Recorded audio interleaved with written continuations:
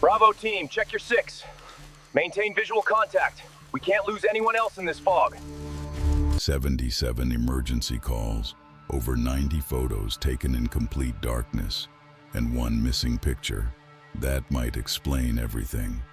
This story is about two girls who went on a simple hike and never came back.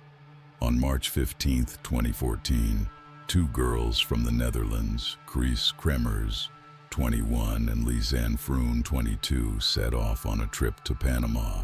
They had spent 6 months saving money, chasing their dream of traveling. They were extremely close. They met while working at a cafe and eventually lived together. Kris was outgoing and adventurous while Lisanne was more reserved, but over time she started to love adventure because of Kris. When they arrived in Panama, everything felt perfect. They spent their first 2 weeks in Bocas del Toro exploring beaches, enjoying nature, and taking Spanish lessons while staying in daily contact with their families. On March 29th, they arrived in Boquete, a small mountain town surrounded by jungle where they planned to volunteer and stayed with a host family.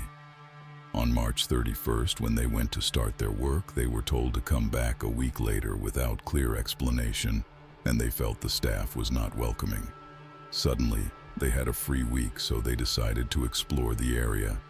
On April 1st, they went on a hike along a well-known trail called El Pianista. It was considered safe and popular. They packed light, just a backpack with water, snacks, their phones, and a camera, expecting a short trip. Around 10:30 in the morning, they reached the trail, and a local dog named Azul followed them as usual.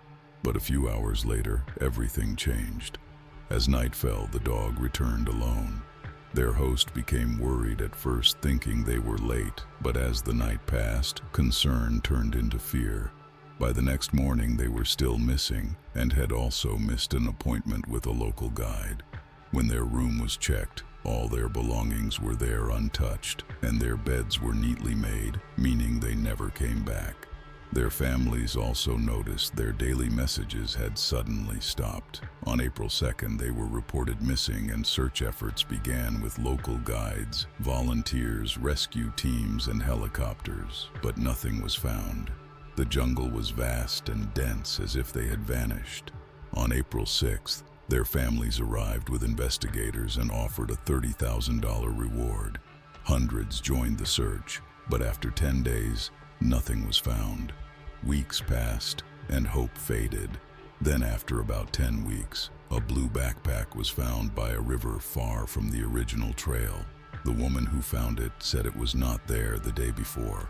Inside, everything was there. Phones, camera money, documents, all neatly organized, which made no sense after weeks in the jungle. Phone data showed the first emergency call was made the same day they disappeared, just hours after their last photo. Over the next days, they made 77 attempts to call emergency services with no signal, turning the phones on and off to save battery. Then something changed. On April 6th, the phone was accessed multiple times with the wrong PIN code after previously being entered correctly, suggesting someone else had it. The camera revealed another mystery. Early photos were normal until they suddenly stopped. Days later, in the middle of the night, the camera was used again, taking over 90 photos in complete darkness, showing trees, rocks, and the ground with no clear subject, as if someone was taking random pictures or trying to signal. One photo showed part of Kris's hair with something dark on it, possibly dirt or blood. Another showed items arranged on a rock like a signal marker. The most disturbing detail was a missing photo number 509, completely erased, as if someone made sure it would never be seen. Later, remains were found scattered along the river. Lisanne's bones still had tissue, while Kris's bones were unusually white, as if chemically treated.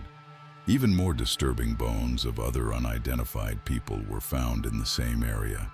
Investigators were left with two theories: either an accident where they got lost and one fell while the other tried to survive, or a crime involving a third party. But neither theory explained all the evidence. In the end, the case was officially closed as an accident, But the truth is, to this day, no one knows what really happened to Kris Kremers and Lisanne Froon.